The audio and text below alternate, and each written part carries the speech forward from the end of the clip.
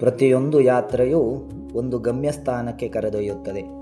ಆದರೆ ಅಮರನಾಥ ಯಾತ್ರೆ ಮಹಾದೇವನ ಸಾನ್ನಿಧ್ಯಕ್ಕೆ ಕರೆದೊಯ್ಯುತ್ತದೆ. ಜಮ್ಮು ಕಾಶ್ಮೀರದ ಹಿಮಾಲಯದ ಮಡಿಲಿನಲ್ಲಿ ನೆಲೆಸಿರುವ ಅಮರನಾಥ ಗುಹೆ ಪ್ರಕೃತಿಯೇ ನಿರ್ಮಿಸುವ ಪವಿತ್ರ ಹಿಮಲಿಂಗಕ್ಕಾಗಿ ವಿಶ್ವವಿಖ್ಯಾತವಾಗಿದೆ. ಪುರಾಣಗಳ ಪ್ರಕಾರ ಪಾರ್ವತೀ ದೇವಿಗೆ ಅಮರತ್ವದ ರಹಸ್ಯವನ್ನು ಭಗವಾನ್ ಶಿವನು ಇದೇ ಗುಹೆಯಲ್ಲಿ ತಿಳಿಸಿರುತ್ತಾನೆ.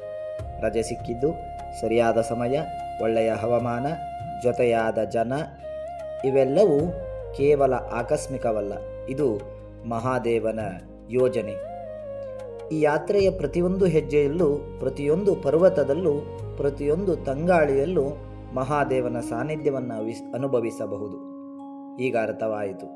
ಶಿವನು ಕೇವಲ ಕರೆಯುವುದಲ್ಲ, ನಾವು ತಲುಪುವ ಮೊದಲೇ ನಮ್ಮ ಪ್ರಯಾಣದ ಪ್ರತಿಯೊಂದು ವ್ಯವಸ್ಥೆಯನ್ನು ಅವನೇ ಮಾಡಿರುತ್ತಾನೆ. ಇದು ಕೇವಲ ಒಂದು ಯಾತ್ರೆಯಲ್ಲ, ಜೀವನದಲ್ಲಿ ಎಂದಿಗೂ ಮರೆಯಲಾಗದ ದೈವಿಕ ಅನುಭವ.